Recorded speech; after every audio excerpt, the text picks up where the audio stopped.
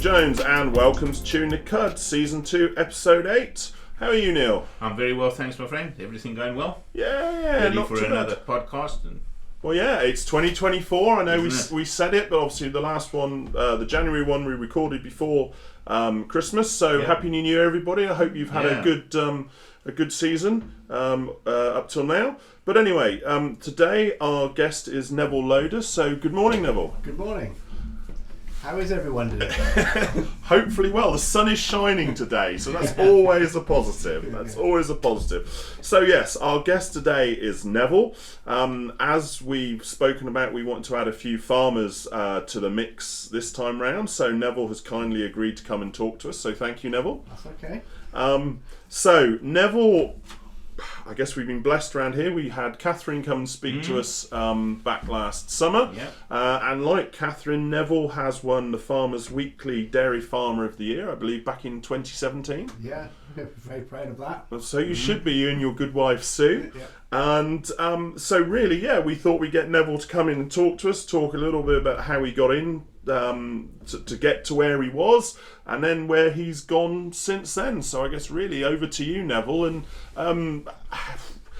where did it all start? Well, I come from a sort of farming background. My father was a dairy farmer, but too many brothers, and we were all encouraged to go and do our own thing by my mum. And I set off with my life, got a little job on a local farm. It was basically a corn farm. Yep. A sheep beef, because I could milk cows at home, so I thought I wanted to go Do something different, yeah. And that did my apprenticeship there, did my time, great experience. Went off to college, and then whilst I was at college, and one of my dreams in life was to travel. And so I went to the Workforce Ship of Farmers up in London, and they sponsored me to go to America to do I went to Columbus, Ohio University for a period of time, and then onto a dairy farm in New York State, little village called Oxford, and it was fascinating. Just how different was it? Because around there'd be smaller farms, wouldn't it? Right? There were about 90 cows in the old traditional wooden barns that you see on telly. Yep. Basically with the hay above, all tethered. Basic, and it was lovely. It was just a bit like the vintage tractors with the two wheels in the middle. Yes. And we were out there blowing up beaver dams because beavers, they might be hugging them over here. They do not hug them over there. and it was a really good experience. Snow in the winter, and everything was. Of course, they drove on the wrong side of the road, which was one of the biggest problems that I had. Was trying to drive on their right side. Yeah. And then I returned home, worked for a number of people. Sorry, how long were you actually out there for? About a year. About a year, okay. Mm-hmm. And then come back, and I worked for a couple of cheese companies, packing cheese, making cheese, and went back into agriculture because my dad basically said I had to get a job, so I grabbed whatever I could get when I got home. And I got bored whilst I was home, and I wanted to travel again. I had the opportunity to go to Israel, to a kibbutz. Yep. And I thought, if I'm going to do that and give up my work and that, I organised then to go on to Australia and worked over there on the large, 3 large corn farms, beef and pigs, and travelled round. Did it all on my own. I've got no hesitation. I don't hang around waiting for other people to join me, because most of the ones that thought that would like to have come didn't even go anywhere. So they've never gone anywhere since. Never hang around for anyone is what I've learned. Where in Oz did you go? Mainly Western Australia, Yep. down the wheat belt, Yep. which is sort of 300k inside of Perth. Yeah. And it was very warm. No, never been to WA. Best part of Australia, apparently. But there's a bit of rivalry between the east and the west. Oh, definitely, Yeah. definitely. And then on returning, basically I thought I'd better settle down because I'm getting on a bit now, and just worked for a local contractor. Bought a few sheep along the way with a bit of grass keep, and then I met up with Sue, and basically the few sheep turned into rather a lot of sheep, and we had it all over the place, probably in a sort of 15-mile radius of home. We got married, and the first thing, and what I must state is this is where it really went into overdrive when myself and Sue partnered up. But she would be the backbone of the business, so I might be here as the mouthpiece, but I wouldn't have achieved it without her. So when I keep saying I should really mean we. Yeah. And that, because I always get into a lot of problems. but some of that is, and obviously I noticed what you're more the speaker of the pair of you, aren't you? Yeah, and she would be sort of the one behind the drama, doing the things. And then if anyone's done anything wrong, she is really good at sorting it out.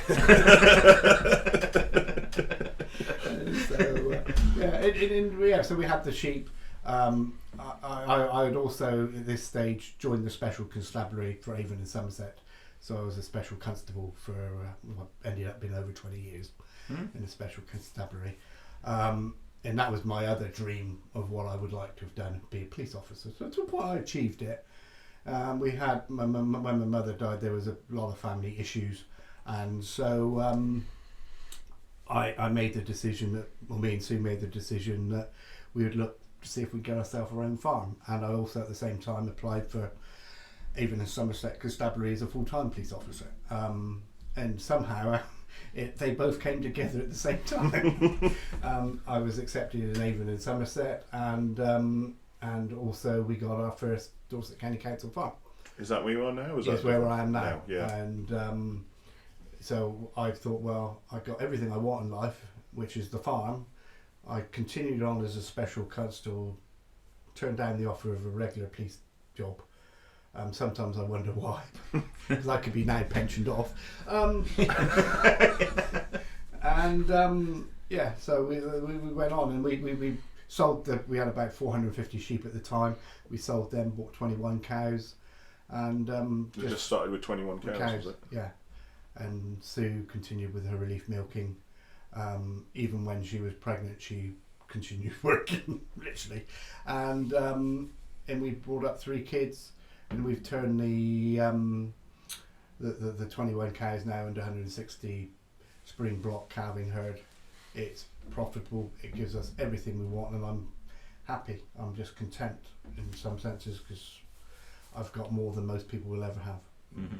But then let's take a step back to when you first started. Yeah.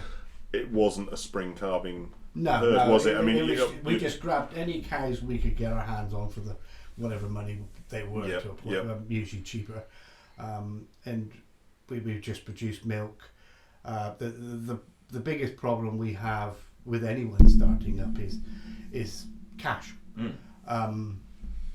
The bank won't lend to you unless they've got a track record. If you've got a history of some kind. So somewhere along the line.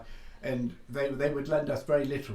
So what we ended up doing was, from the same bank that wouldn't lend me any money, I got a credit card, and I could borrow the money that I required on the credit card without any questions asked. And that's how we did it. And then we discovered if I keep transferring that credit card from A to B and B to C at 0%, but we actually then treated it as a loan. Yeah. So every month we paid a chunk off. Yeah. A percentage off. So you're just paying the transfer fee every time you did it. Yeah. To start off with, it was you could do it for free. Yeah. And then they cottoned on to people like me, I suppose, and then they wanted 3% or something. But it's still cheaper than whatever it would be, 28 or whatever. But once we paid it back, suddenly the bank wanted to lend me money.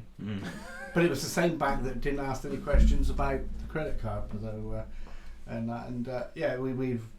I've been fortunate enough. We've worked with our landlords, which is Dorset County Council. They have their moments, but they've worked very well.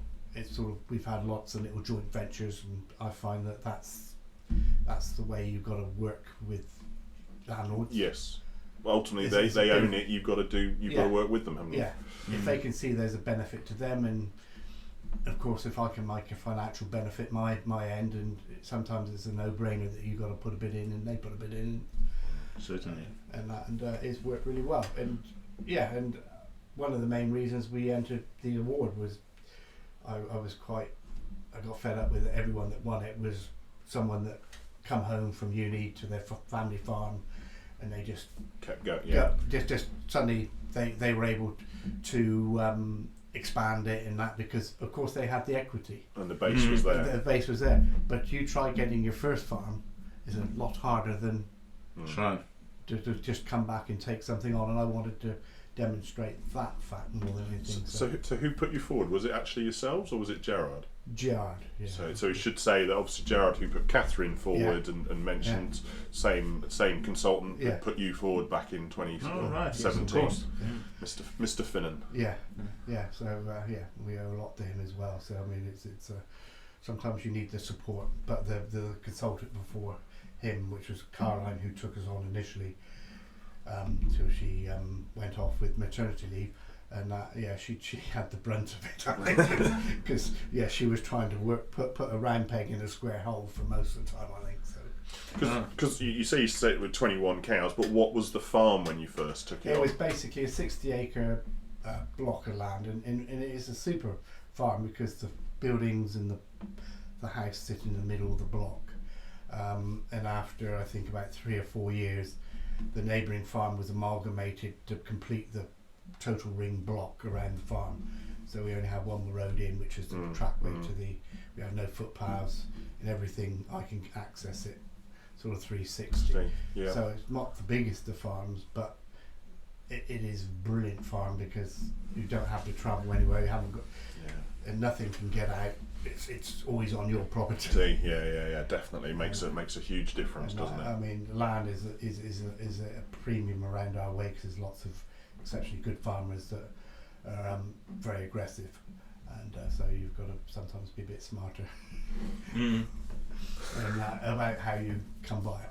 But what made you then go from, as you say, you started to grab it all and get going? What made you? What pushed you, or what made the conscious decision to go spring calving and go down that system? We started going to a discussion group, Gillingham Grazers, and there was people there that were converting or had just converted to a spring block calving. Because that's a let's call it specialist spring calving group, isn't it? And we went along that. So basically, we were quite nervous about going down the route because whether you're going to get your cows all in calf in that period of time and everything else, and whether the wheel was going to drop off, whether you could financially do without the milk check through end of December, January time and things like that.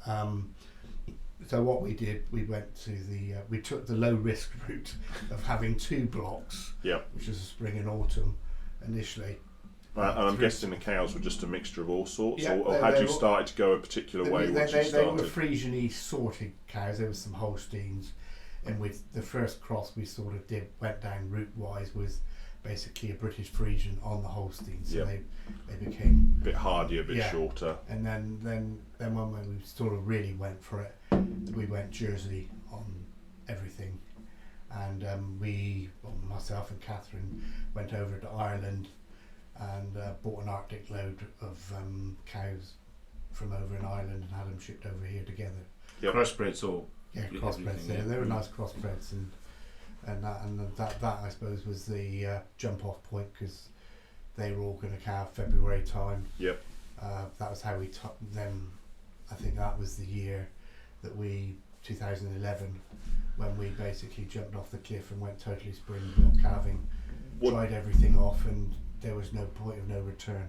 What did you do with your autumn? Did you sell them or did you swing them round? Some we swung round, some we sold. What you thought was going to suit the system. That's what we bought. Yeah. We had to speed the process up because from what we were learning from the discussion group, and that sometimes the best way was actually to be pretty brutal. Yeah. To be honest, I've heard that from a number of people over the years, and you sort of say, what would you do differently? They said, well, actually, rather than trying to do it over 3-4 years, whatever it was to shift, they would just clear the farm and start again and buy the cows they wanted rather than trying to breed the cows they want. Yeah, you can cheat slightly and use someone else's. and there's plenty out there and to choose now as well. So, and of course, the milk buyer, they want a constituent in their milk. So actually, they're not the highest yielding literage, but they're very high milk. So no, I was just about to say you're a local cheese producer, but you're not, are you? No, we're with Arla. Yeah, sorry, I did know that, and it was just my brain went a minute. I mean, but they can actually process the fats and the proteins. They because our milk goes into Cravendale present, or okay, so that's where we were on one of the specialist contracts. Yeah, and you've kept Jersey Holstein or Jersey Friesian. Yeah, cross. Yeah, we just at present anything that looks. We're doing British Friesian on the Jersey sort, the looking ones, and pure Jersey on the Friesian ones. And, from anywhere in particular? No, not really. It's just basically whatever. I forget where we're getting them from. Yeah, I mean we have a plan. It's not perfect, and because we're now having to milk record because of the new contract we're on with Arla, we're now we're fine tuning things. We don't want to mess with the system as such. It's just making sure that every cow's productive. Where I think the bottom 10% are non-productive, if that makes sense. Yeah. Are you starting to, rather than it has been very much on the spring system, it's whatever bulls first is whatever gets the replacements. Yeah. Are you starting to be a bit more selective and go, well, actually, she's not producing the kilos, therefore we're not going to. She just goes to the beef. And that's what we're doing this year, because my wife Sue's, she's got the list of the ones that we're going to put to the replacements, and we're using sex now as well, which is it's an interesting. I mean, we're probably not, the conception's not quite as good, but it's not bad. I mean, we're probably with sex, you talk. Just over 50%, whereas we would be aiming about 60% plus with conventional. I suppose last year was about 58-60% with sexed, and we would expect slightly better with conventional, but which we're more than happy with. So I now don't have to carry the bull cows. Exactly. Yeah, exactly. You take that out of the equation. That's huge. Yeah. And we basically pick them up in everything we want within 10 days. So, and let's be honest, nobody really wants those Jersey crossed bull cows, do they? No. And we have to. Arlas have to be kept alive for a minimum of 8 weeks. So we have to do that now. So, and it works really, really well. The key is just keeping it simple. Don't keep messing with the business. If it's working, don't mess with it.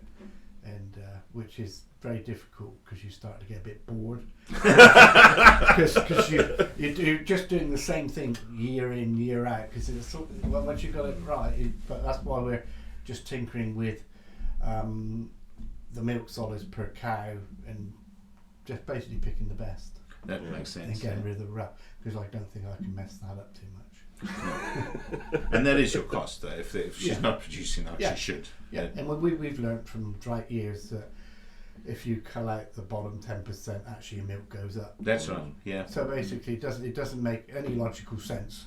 But I think the general gist of it is that better cows then eat more. Yep. Yeah, so what we call the wasters at the bottom. Yeah, they're just wasting. Yeah. Well, it's the quickest way to improve a herd, isn't it? Just take the bottom 10% off. Yeah. So and the other main thing is the grassland. I mean, we've spent. I mean, when we did take the farm on, we probably reseeded over 60% in the first year. Oh wow, that's a lot in the first year. Because I didn't have the cows. Yeah. So I thought because I used to work for contractors, and it's quite interesting. The ones that always made the money were the ones that always had the best grasses. And if you want a cow to milk, you feed it the best. Well, and if you can put on the same amount of artificial on a good lay. Yep. And a bad lay. Yep. And basically, you can still doesn't. Same cost. Yeah. Same cost. Still get the same effect. Yeah. Exactly. And funny enough, I was having this conversation with where I was yesterday, and talking about grass seed actually, because I was doing a bit of work for FWAG again yesterday, and what we've already been talking about with a podcast that we recorded earlier today, it'll cost you just the same for bad silage, bad grass, a bad cow, but you just won't get it out of it. And like you were talking about grasses, I've had this conversation with a few people.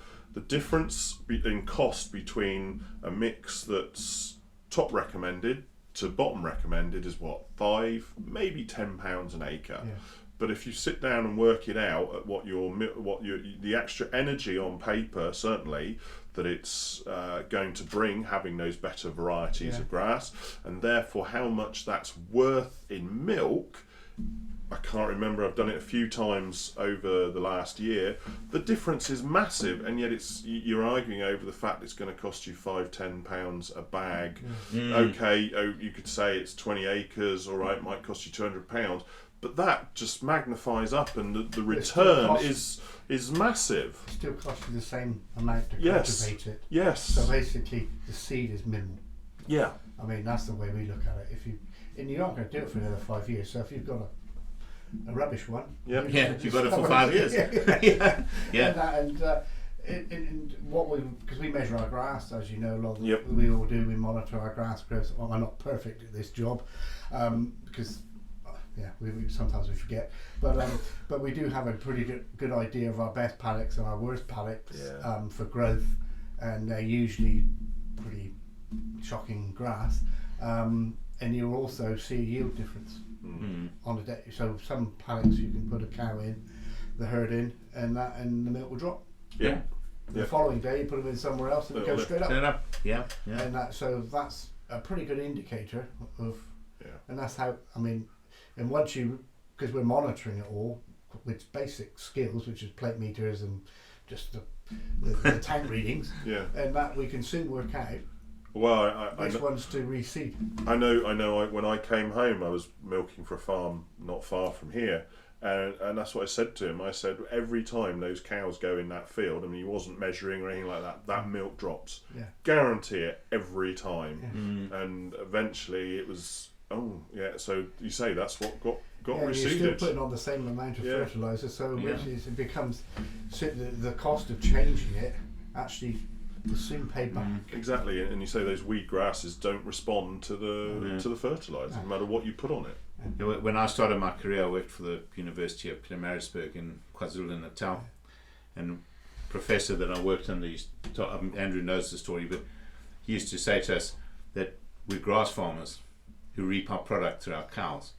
And what you guys have just said just so rings back to more than 30 years ago when this guy was telling me, and that's absolutely makes sense. But it doesn't matter what your system, whether it is a purely grazing system or a house system, if the grass isn't there, it's going to affect what their grazing is or what their silage is. If the quality is not there, it's just going to just keep knocking down the line. Absolutely, that's what you're farming with. Yeah, and we found that bad grasses you end up putting into the dung pit. And you're thinking, well, that's a waste of time. Because I've spent a lot of money making it and putting it in the cloud to put it in the dung heap to basically spend even more money to put it back out again. People can get bogged down with science and figures, but I usually just look at the simple logic and basics. That's absolutely right. And some of it is so obvious. The science might back it up, but usually, But earlier you said, you've got to do what's good for you and what's working for you, and then you've got to stick to it. And that's exactly the right thing, because what you were saying about science, it's not necessarily what works in your specific case. No. Because of my time in the police and everything else, I was involved. I spent 4 years dealing with major incidents, so I've seen most things, and I've learned to appreciate family. Everything I've got, because I've been in St Paul's and Bristol, and you see what they've got, and you realise I might not have the world's largest salary, but I have a lovely lifestyle.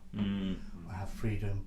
I mean, there was, when we were up there, they have grids around the doors. So you've got the door, and then you've got these metal grids, and I asked what the metal grids are for. Well, they were put there because kids used to kick the doors in, go in whilst they were watching telly, and nick the TV. Whilst they were all sat there watching it. you think, I don't have that problem where I am. No.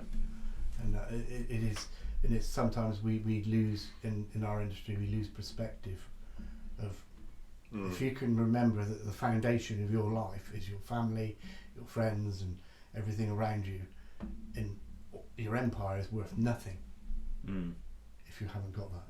No, sure. And sometimes I think we all lose perspective. Yeah. But that's my little rant about sometimes it's. Well, no, exactly. You know, as you say, you've seen a different perspective to the world, and I mean, you and I have discussed it when we first met. Yeah.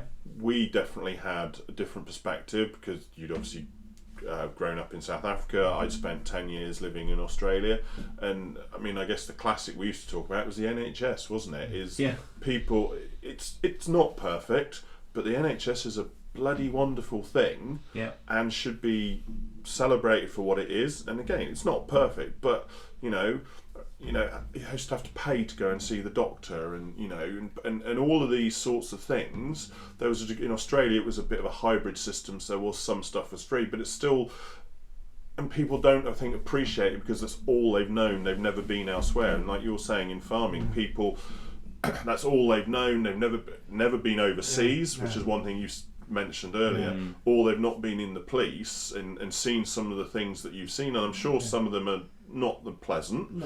But you've seen that perspective, and it's given you another perspective, which if you've been on the farm, and let's be honest, we all know people like it, some that are, well, dad farmed liked it and granddad farmed liked it, and they've never seen anything else. That's all they know.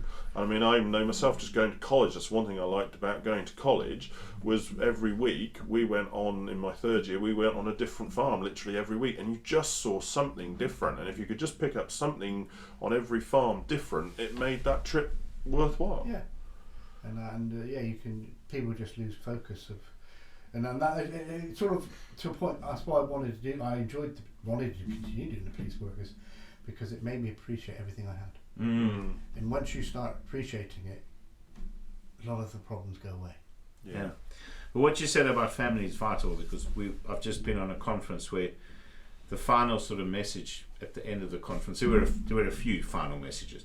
But the one is that we need to speak to each other because of mental health issues on farms. And Andrew and I have done actually an episode about we mental did a health. podcast on mental health, didn't we? Yeah, and in the end of the day, we have to be speaking to each other. Now, if you've got that family system sorted and you understand how important that is, then that becomes a huge amount easier.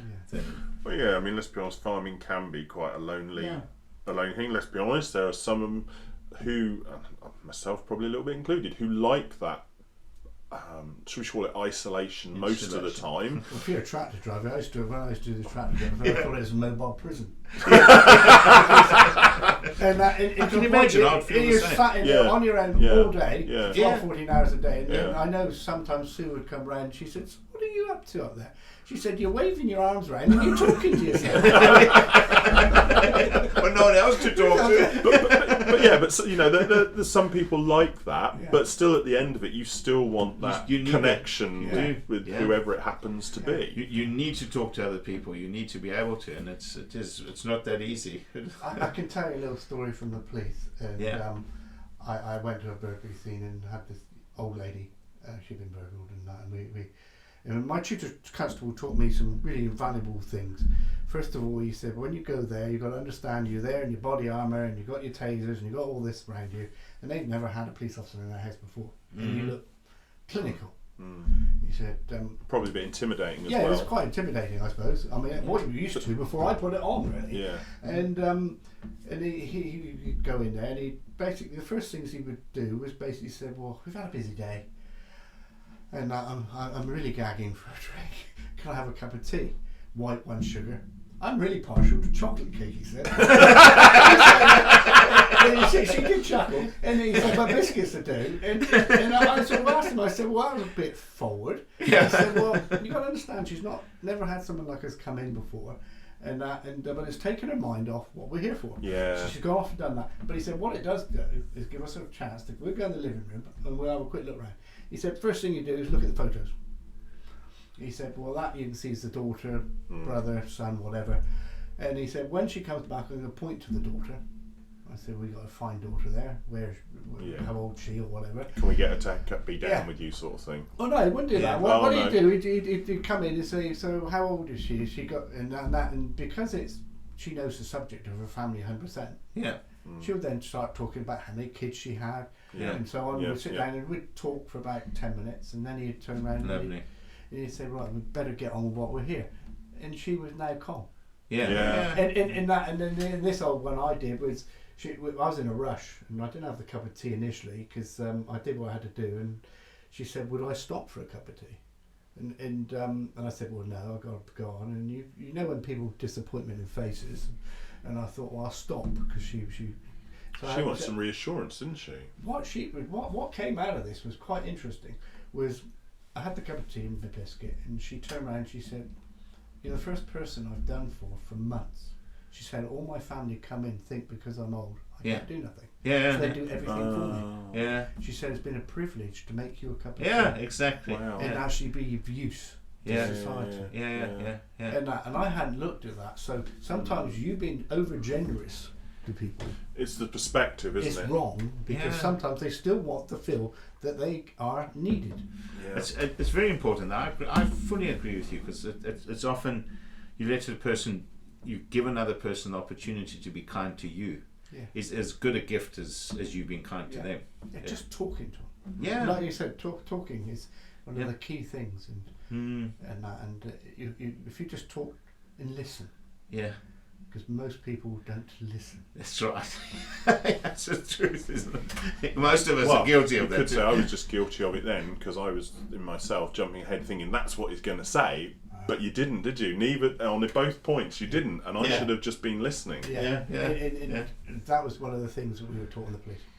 You've got to listen. And first day's training was basically they put us in front of each other, so we're paired up, and we were told to look at each other, and basically from that looking at each other, write down what you thought they did and where they come from and everything else. Wow. Yeah. And we were 100% wrong on everyone. Oh, were we? Yeah. So never ever judge until you sit down. Yeah.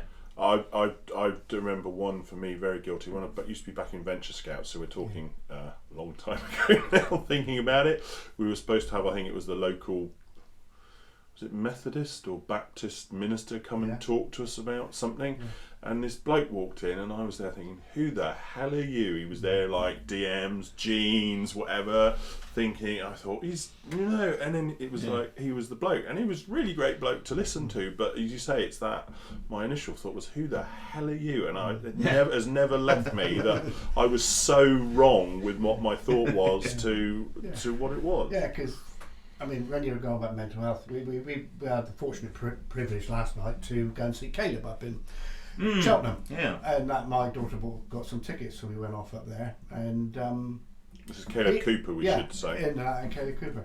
And he is so inspirational. I mean, you see him with the Clarkson farm and that, but when you listen about where he's come from, because he comes from a non-farming background, mother's a dog groomer, father's a builder. Was there any farming in there at all? Not even grandparents or anything? No. Didn't have a lot of money. I think his grandfather bought him a few chickens, and that's how he started. So basically, a few chickens he'd sell the eggs for, bought more chickens. He said he ended up with about 250 chickens in the end. And then he didn't go to school much because he didn't get on with schooling, and he found his mother found him a job on a local farm. And that's how he sort of started. He worked, saved, bought a little tractor, and then of course he worked on a couple farms. The one farm where he's now with Clarkson was basically what he worked. The first person that owned that he worked for, and that's how he's ended up there. But he's now got a small contracting business from his money, and he is so humble. Even now, he's trying to promote the next generation coming in, which is great. I love to see to see the enthusiasm that these guys, because I've come across quite a few young ones, and they're all farming's difficult to get in at the best of times, and that. But some of these guys find a route somehow.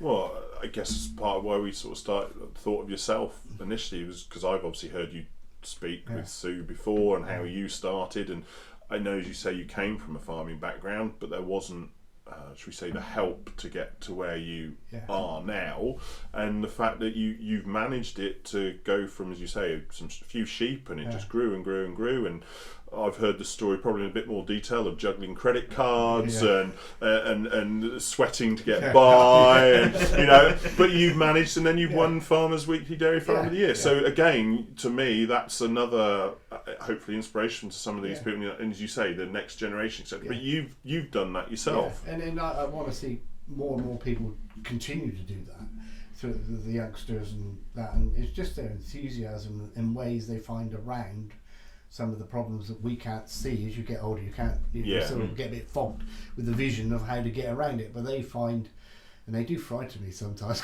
Yes. The energy that they have, and you think, God, that's right.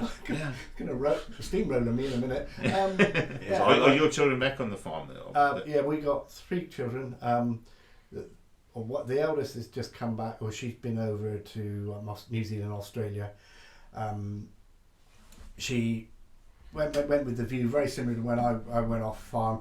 I can milk cows at home, so she worked in New Zealand AIing horses and embryonic transplanting. From a stud over there, and then moved to Australia and worked as a groom at Elliston Estate on the polo farm over there, or polo estate over there.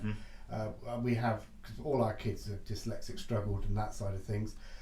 So we had 2 simple rules I educated our kids with: be punctual for your work and do the bad jobs well.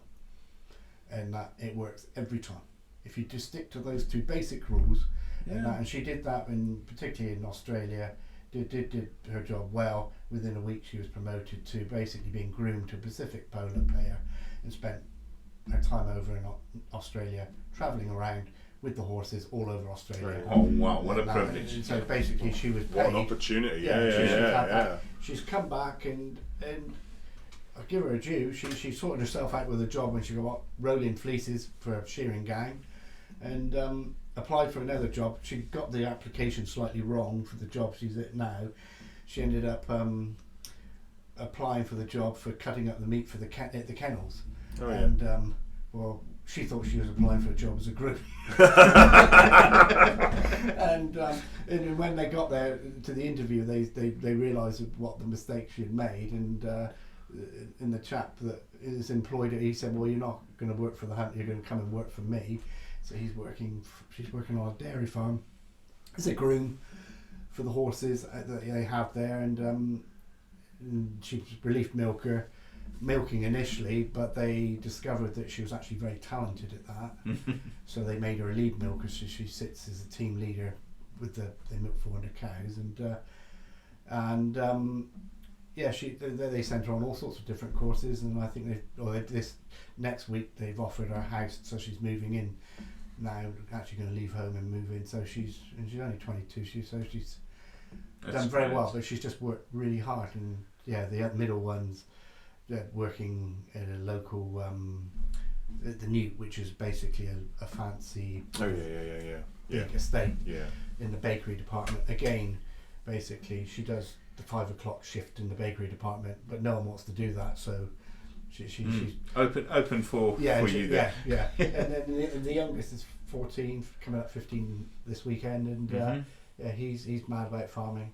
Good, practically brilliant, and but he'll excel. So, but you can have all the qualifications you want, but if you don't work.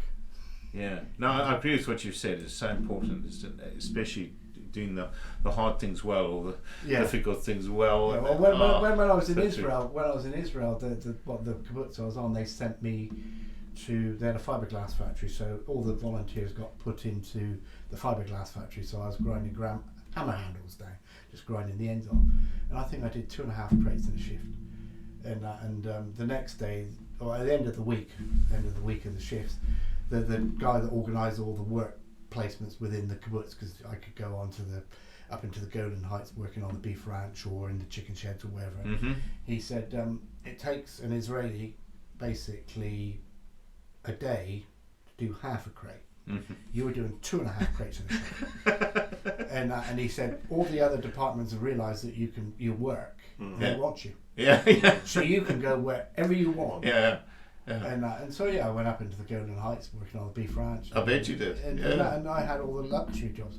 Yeah. But it's only because you put the hard work in. Hard Just as work you say, like in. your daughter put the hard Hard work work in, and then got the benefits of travelling around the it's country. The same, I worked for Ludborn Cheese. I started as a production operative. I was there 8 weeks, and suddenly the manager said, the CEO, Field and Pierce, wants to see you. I said, so I've done something wrong. And he said, no, just go see him. So I went up to see him.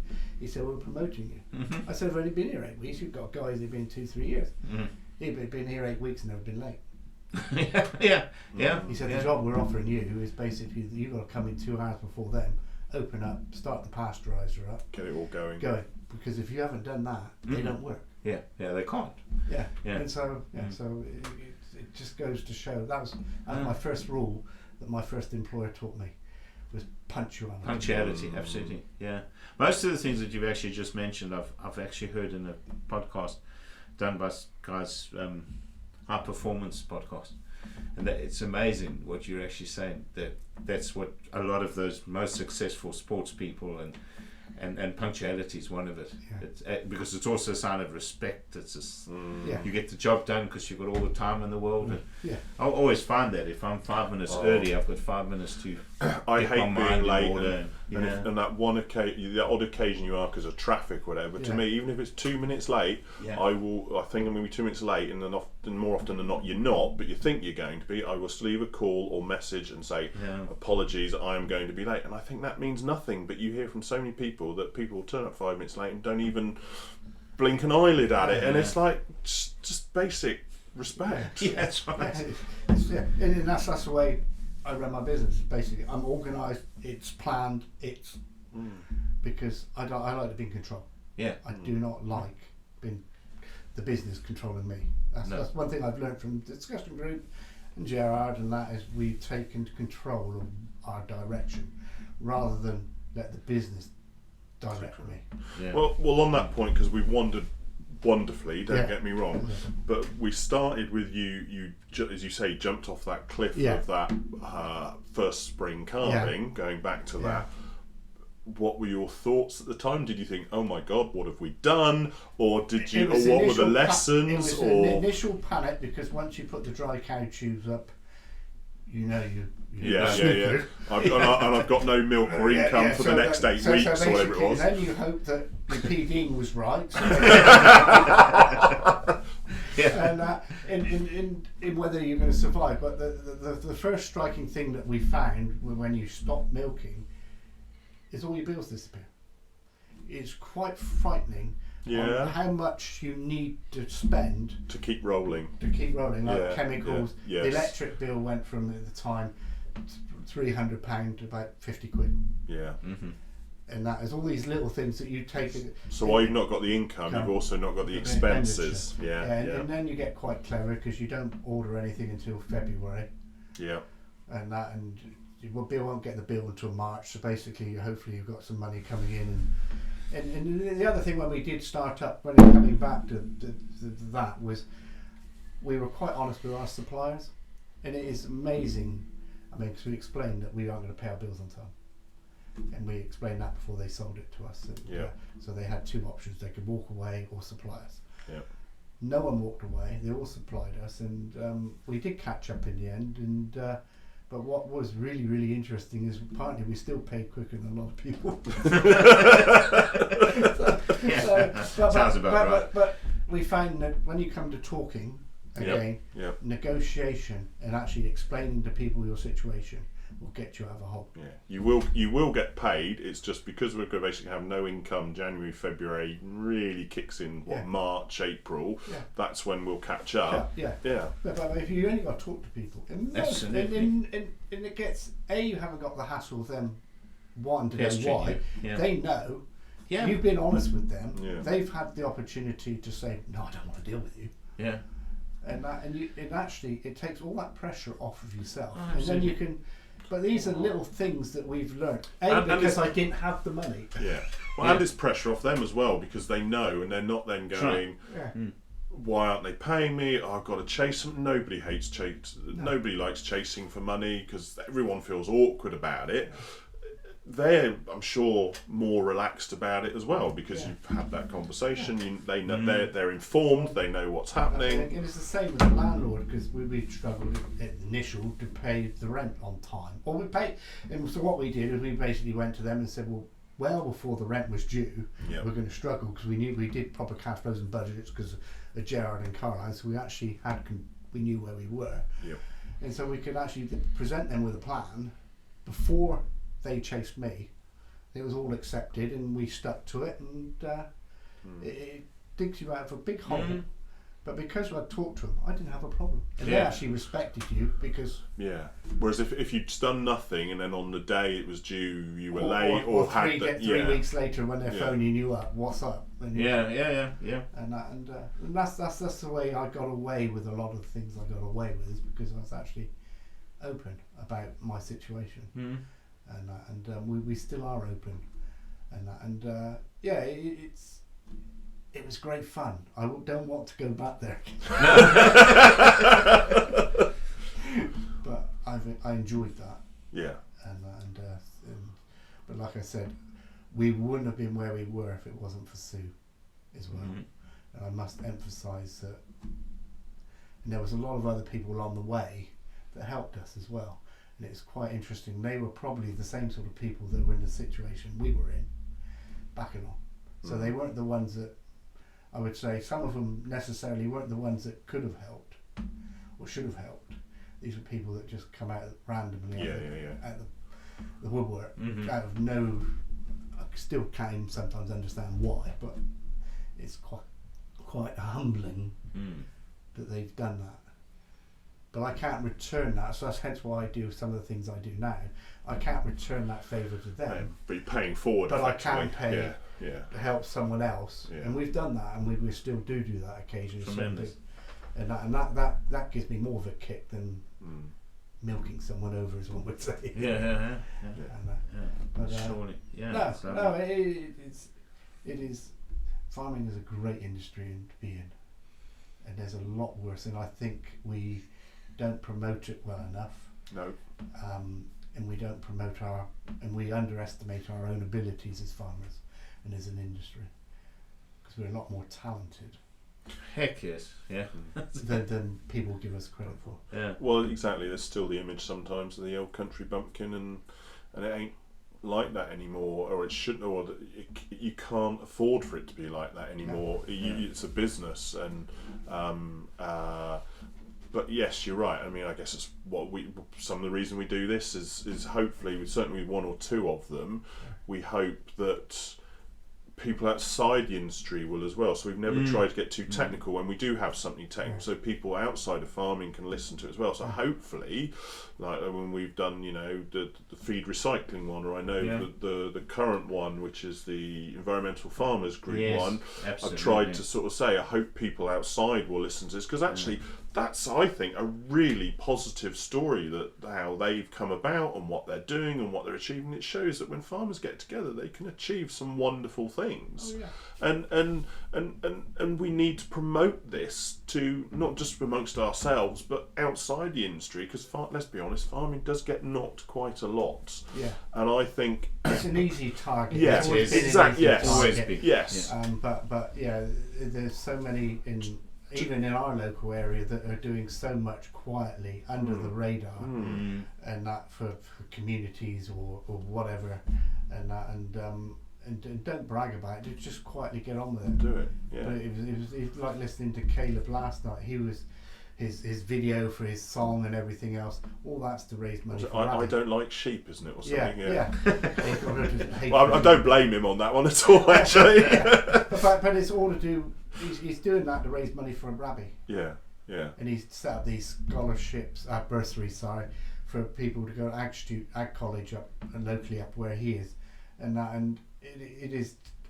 It's just nice to see that this is happening, and that's all he wants to do, is promote the good parts of agriculture, because Well, it's just let's be honest. Him and Clarkson have done so much in terms of raising the profile for agriculture. It's massive what he's done. They really have done an incredible job. You know, people have actually taken notice. Yeah, which is actually the most important thing. Beforehand, people just didn't take any real notice of it. Because I know I've had one or two outside farming say to me at the end of the first season when Clarkson sits down and works out that, what was it, he made absolutely not a lot for all that effort. And because I got to be honest, I remember when it first started, I thought, oh, here we go, this is going to be Clarkson, he's just going to spend money left, right and centre, and all you're going to get is, on machinery, you get people going, oh, bloody farmers, all they've got is, you know, spend money. But it wasn't. Charlie gave Melissa, said, right, this is what you're going to get, this is the sale you're going to, and this is what you're going to buy and the price. I thought, oh, and then it went, and he said, and then when you got to the very final one, he's like, well, I did this for whatever it was, and he said, so basically I've not really made any money. And Charlie went, yeah, pretty much. And the people that have had conversations outside of farming with me about that, and it's like, yeah.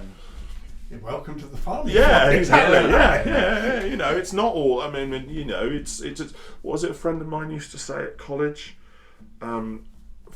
Farmer owners are asset rich, cash poor, and tenant farmers are cash rich and asset poor. And I know you may disagree with that, but that's what he always used to say. And they're right. Is while they, you know, farmers perceived to be they've got all the land, they've got this or that, it's all tied up in the business.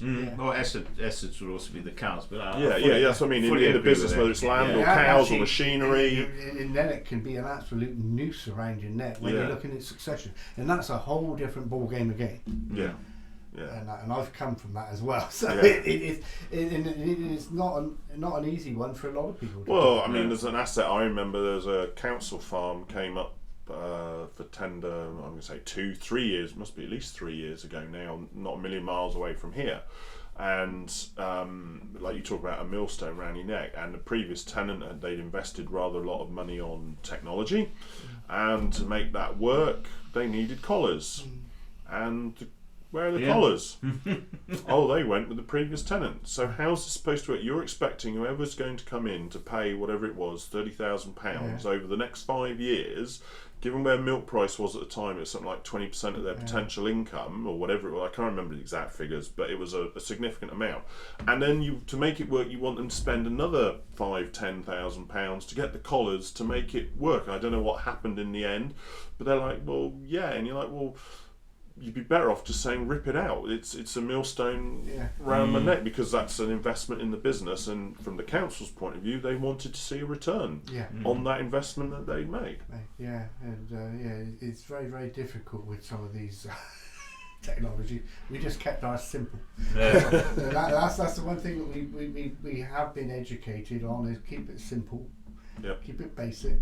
Yeah, it don't go wrong. The old KISS principle, basically. And to a point, our system is quite boring.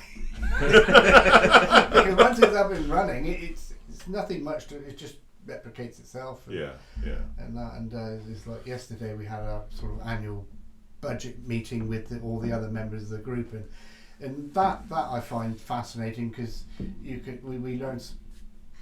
Because we're quite a close group, so we actually divulge quite a bit about our finances, we learn a lot. So some years you can be quite low down the scale, but you can see so much from the others that have actually done it right.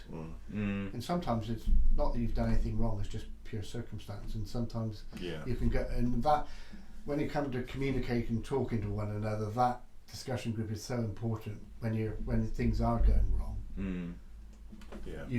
I've gone to the meeting before now, and I think, I can't take any more of this. And you get there to find that everyone else is moaning about the weather, and they've got all the same problems that I've got, and suddenly my problem isn't there irrelevant anymore, because everyone else has got it. So actually, what am I worried about? It's a lovely attitude there. I guess I was going to say, sometimes with the kids you're thinking, oh God, here we go, and then you talk to someone else and it's like, don't feel quite so bad now that they're having exactly the same whatever it is at that point. At least I have a lot of door slamming with the girls when they're teenagers. I solved that problem. I took the door off. and give them a curtain instead. They've now just got the door back. It's not the door. It's not stopped it. But when you start talking to other parents, they had the same problem. They said, well, I've done the door exercise, and some of them copied it. They said it stopped. It worked. Well, it's a different way of thinking about it, isn't it?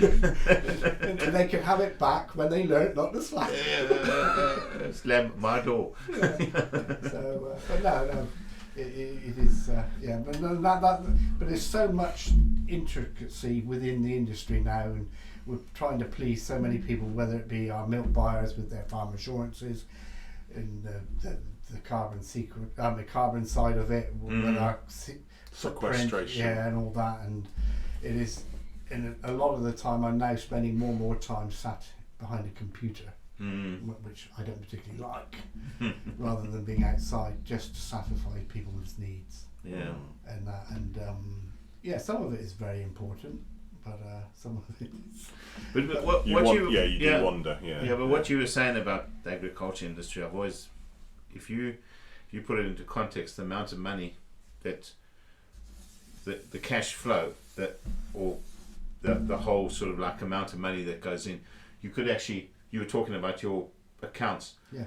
I mean, if you had a normal person in the city and trying to understand what you actually pay out every single month, it's like frightening amount of money. Oh yeah. And it's what's very important to understand with this is that you guys are really, really good financial managers. Yeah. Otherwise you wouldn't be there. Yeah. And you're running this business that is like incredible. And you've got to actually have that expertise. Yeah. And that's not something, we were taught a little bit about it when we were students, but it certainly wasn't the emphasis. And I've actually often said to farmers' sons or daughters that want to go into agriculture, tell you what you need to do, go and do a business degree. Yeah. Don't worry about the agriculture, Dad will teach you. Yeah. You just got to learn. I got to think back when I went to college, the things that I learned probably best at college was, doing the books and all of that kind of stuff. I can just imagine my old man trying to teach me that would have just been an absolute nightmare. It just would not have worked. No. Whereas it was an environment where you could do it. But I mean, you're talking about that. I know the flip side of that. I was just thinking of another example. In Oz, most of the people I knew, before they came home, they were told to go and get a trade first. So whether it was a plumber or whether it was a Sparky or Chippy, whatever it was, get a trade first. So if the farm didn't work, or I suppose they had bad years with drought, whatever, they could go and get work off farm, and they which they if they just all they'd ever done is agriculture, they never would have had that. I worked for a company that basically employed predominantly agriculture related people. They were non-agriculture, and they said, the reason I do that, he said, I can give you a job today, and you go off and do it. I won't get a phone call from you. If it has a problem, you solve it. You solve it. Yeah. But the next day I can send you off to do a different job, and you won't moan about it. And he said it's quite a unique industry where you can. One of the daughters worked down in a local restaurant, down in a hotel, and was talking to the owners of that, and she said we could tell all the farm kids that come here and work. Yeah. They only go home when the job's finished. Yeah. Everyone else goes home. If it's 3 o'clock, they go at 3 o'clock. And whatever the job is, they'll do it. You do it. It doesn't matter. And they stay to the end. Yeah. I mean, I've heard that a bit in Oz with the mines, because obviously you get the fly-in, fly-out mines or whatever. And I've always been told the people that do the best are usually the kids that are off a farm, because they're used to the hours, they're used to the work, and will do anything. They'll buckle down, get on with it, and also they don't then go, once they're on their weeks off, blow it on whatever they happen to be. And I've known a few kids that have then gone on to mines and done very well because of it. They get paid good money, but they're used to work and they just get on with it. It is, and that's what I like about farming is everyone, the characters. Yes, absolutely. Yeah, absolutely. Well, I'm looking at one now, Neville. I'm all over the place half the time. I know I keep changing the subjects. But that's fine. That's what we're here to say. You can go wherever. But my heart is in agriculture and farming, and I just like to see the next generation bring it up through. I think it's going to be some fun times ahead in the next decade. some of the youngsters are everything's in the mix at present, and I think the way the politics are going and the way farming will end up going will be good, two different directions. I think they've all got bogged down. Well, as much as I hate to say it, because I think we could keep going for a lot longer, looking at how long we've been going, it's probably time we sort of draw this to a close. So any last words of wisdom, Neville? Words of wisdom. Don't be afraid to try anything. And if you fail, don't worry. Because at the end of the day, you've learnt. Do you know what? That's very true, because obviously I started Chewing the Cud not quite 2 years ago. At the time, I had a couple of job offers from elsewhere there, and it was just like, I just got to give it a go. And I know my other half was a bit nervous, because obviously you've got to worry about the money and whatever else. But I was like, I've got to give it a go. I'd much rather give it a go. And all right, I would have been upset if I'd failed, but I'd rather give it a go than be in one of those jobs now 2 years later going, I wish I'd given it a go. I wish I'd given it a go. You die knowing now, you see. Yeah.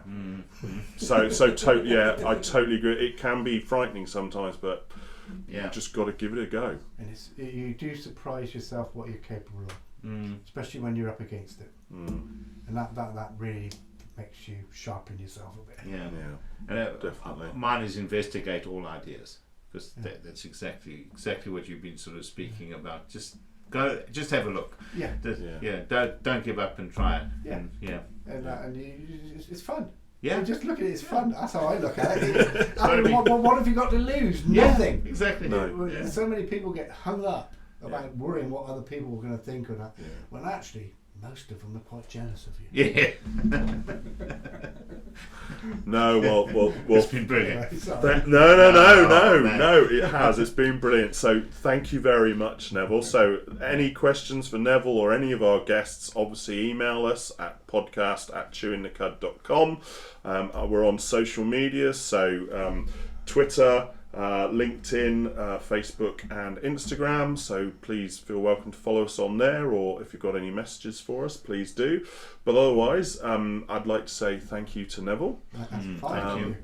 Thank you to Neil, and otherwise it's a goodbye from me. And goodbye from me. And goodbye from me too. Thank you very much.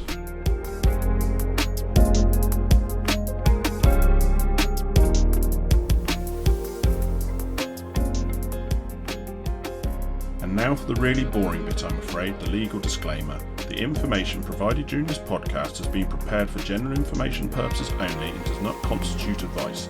The information must not be relied upon for any purpose, and no representation or warranty is given to its accuracy, completeness or otherwise. Any reference to other organisations, businesses or products during the podcast are not endorsements or recommendations of Chewing the Cud Limited. The views of Andrew Jones are personal and may not be the views of Chewing the Cud Limited, and the views of Neil Greggor are personal and may not be the views of Viking Genetics and any affiliated companies.